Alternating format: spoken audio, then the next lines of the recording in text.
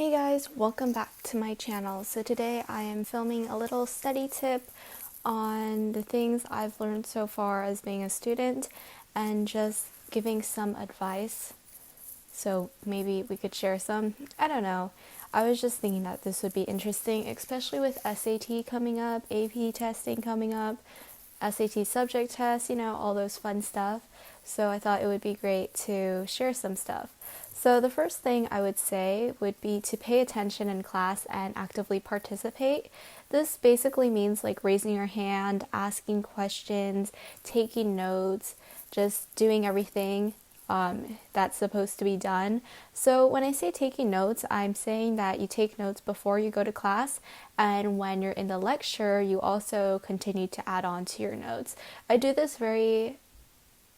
just picked up on this, which was I take notes at home, and then when I'm in class, I use a different color pencil or pen, and I just take notes using that.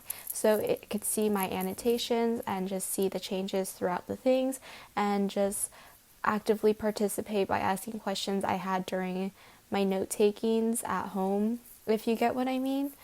Besides that, I also feel like you have to take time out of class to ask questions as well to make sure the teacher knows that you are very serious about the topic you're learning and you really want to improve on your grades. So that way, if you have any other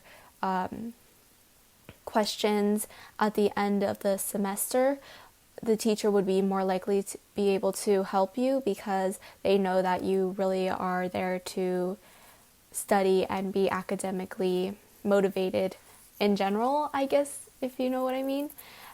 So for after school, I also think that you should have some time to rest. I mean, you're at school all day and you come home and you do your homework. That's just too much. So I feel like having a little bit of time to relax and rest for the hour max, which would be great, because it's just something that people need to do to just take their time out of class and just chill, you know what I mean?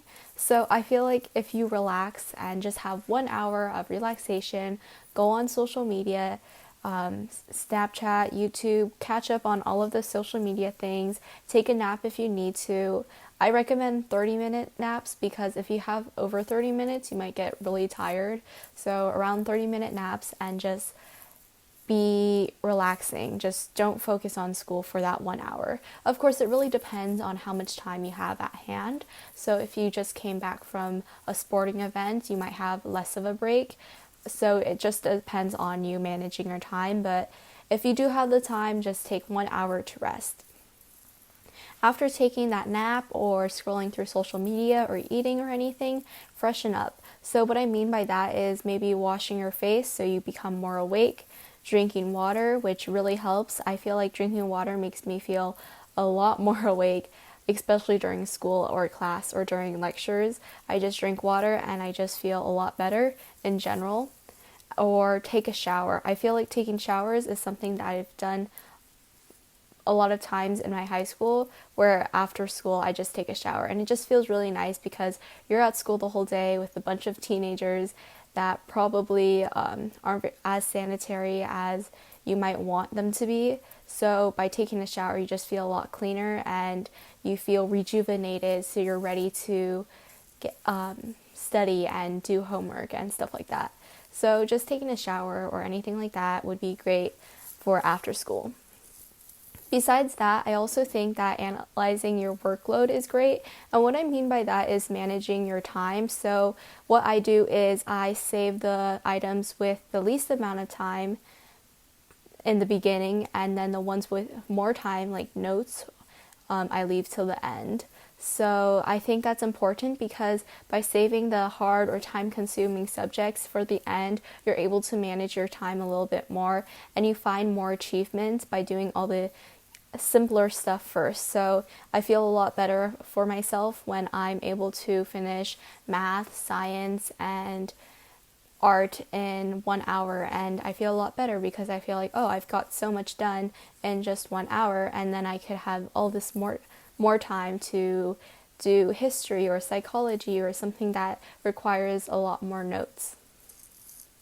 In addition, I feel like a lot of people do this is when they're taking notes, they over highlight. I feel like it's not good to over highlight when you're taking notes. What I do is I have a system, so pink means people or names, yellow means key terms or vocab, green means the events that are happening, and blue means the dates.